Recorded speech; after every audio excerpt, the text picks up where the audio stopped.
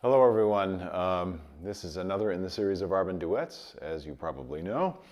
And this one is 33. It's called Country Wedding. That gives us a little bit of a theme.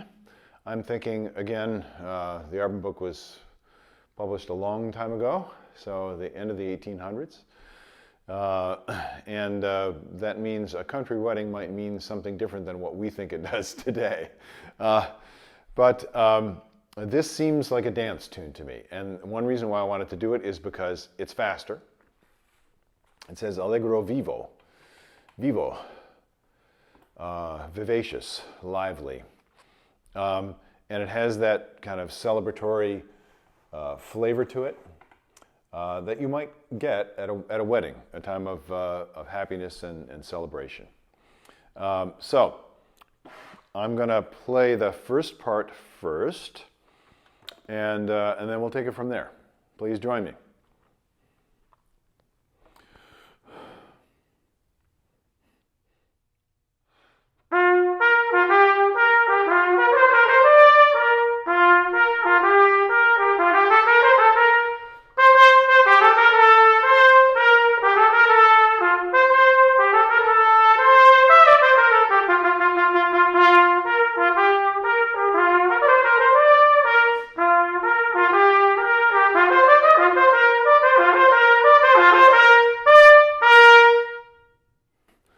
Got good energy to it.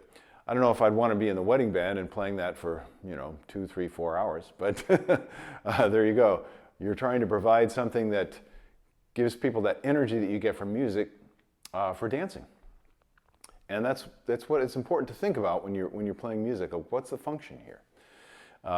In this case, sounds like a dance tune to me. It's got that bouncy rhythm that we talked about before. I'm going to go ahead and play the second trumpet part, and then we'll look at a couple of things.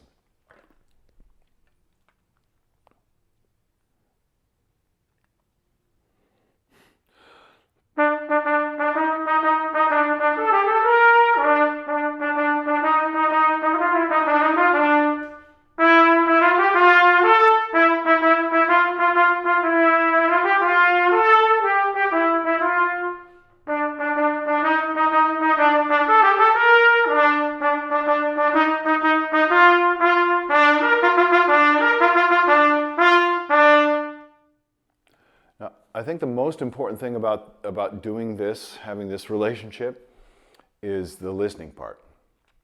You're really trying to give your ears something interesting to do. And I've been talking to you about the different things to listen for. I'm making musical decisions about all these, but sometimes we'll find, oftentimes if you're a trumpet player, and I assume you probably are, we'll find there are things that get in the way of our get in the way of our musical expression, because there's some kind of physical difficulty, a challenge in getting the result that we imagine in our mind. A good example of this might be, if you go to the end, the last line, you're going along just fine, and if you're like most people, you get to the last line, and when you get to the spot with the quick slurring over larger intervals, it becomes more technically difficult. So I don't want you to be discouraged about that. These are, the great thing about playing any instrument, is learning how to deal with the reality of what you encounter and discovering creative ways of dealing with the issues. So you start with, this might feel a little bit more awkward, a little bit more difficult, it doesn't sound good. Build on what you can do. So one of the most basic practice techniques, which I'm very hopeful that you all know and have been doing, is to practice more slowly. Why? It's kind of like driving more slowly. There are speed limits because when most people drive over the speed limits, it's not safe for them or other people. So there are speed limits here, and while you don't injure yourself in an auto crash when you exceed the limit, it does start to get kind of bumpy, and eventually you will crash. You do crash. And we all do. It doesn't matter your skill level. When you exceed that speed limit, you're going to crash. So the idea is to learn how to drive with greater control at a slower speed and then gradually build it up. It's a very simple idea. And like I said, I'm sure most of you do it.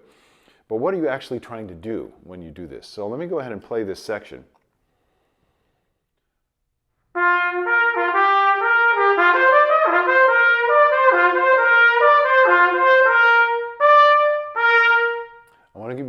simple and very powerful idea. If you think of this as like what we would do with our voice, da da da da da. Now I can't sing today because I have a cold, but da da da da. You see, my voice is da.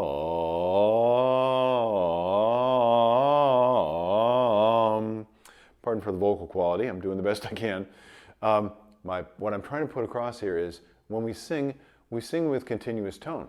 And when we want the tone to start and stop, we just start and stop the breath. And it's exactly the same thing with trumpet playing. There are other ways to do it. You can stop the air with your tongue. Or if you have a Cockney accent, you can stop with the glottis. So, right. So I've actually closed my throat. This is a huge problem for trumpet players.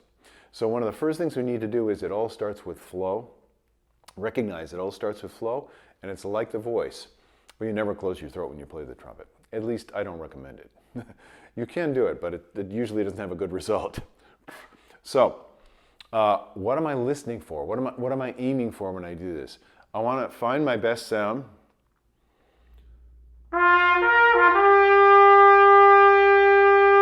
Now that sounds duh. Imitate with your voice. What does that sound like? Duh.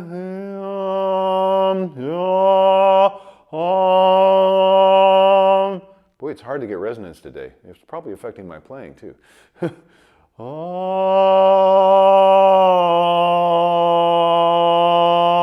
There's like a brilliance in the sound, whether you do it with your voice or on the trumpet.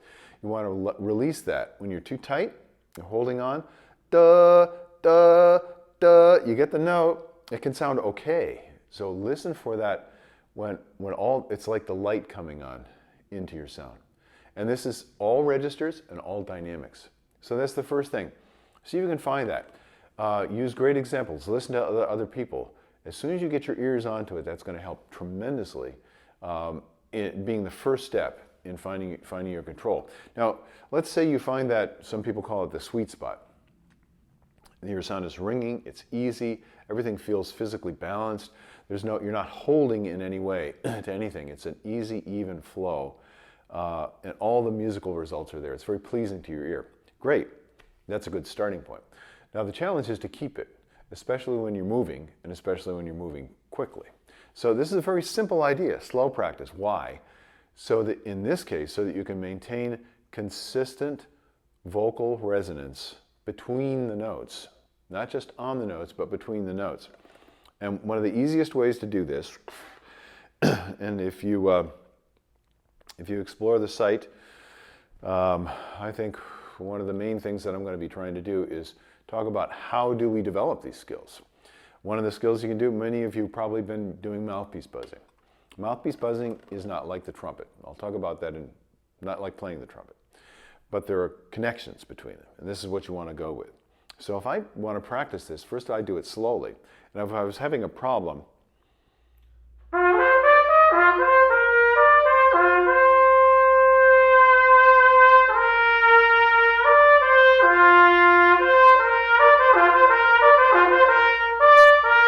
so what I'm aiming at is really simple. I'm trying to keep everything balanced and the sound ringing all the time.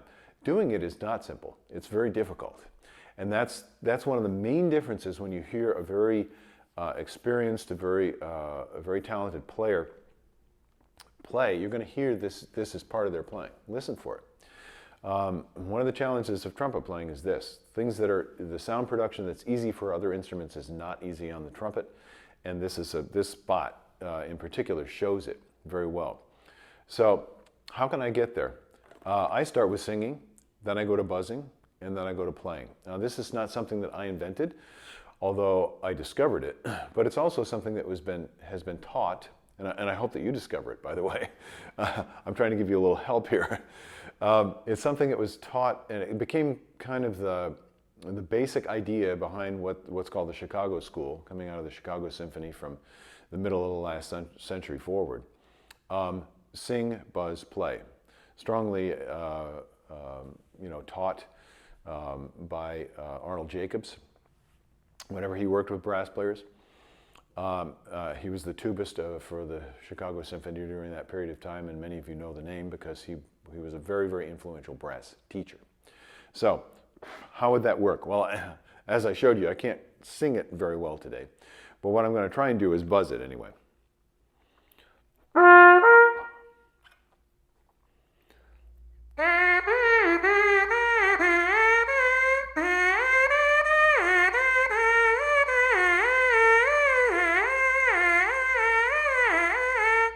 Now that's not too bad, but it's bumpy.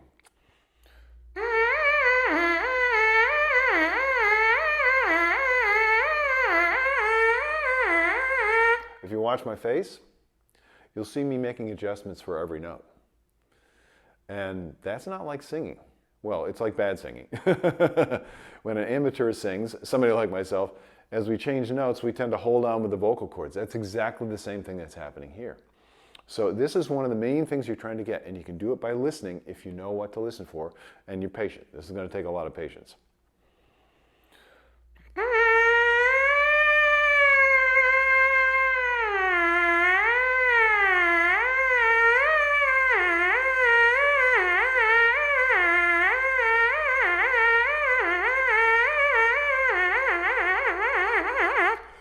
You see, I can't move my lips that quickly. Some people can, and that's a disadvantage in this case. But I can't move that quickly, so I have to figure out a different way to do it. And I'm not going to tell you the mechanics now. That's for a totally other discussion.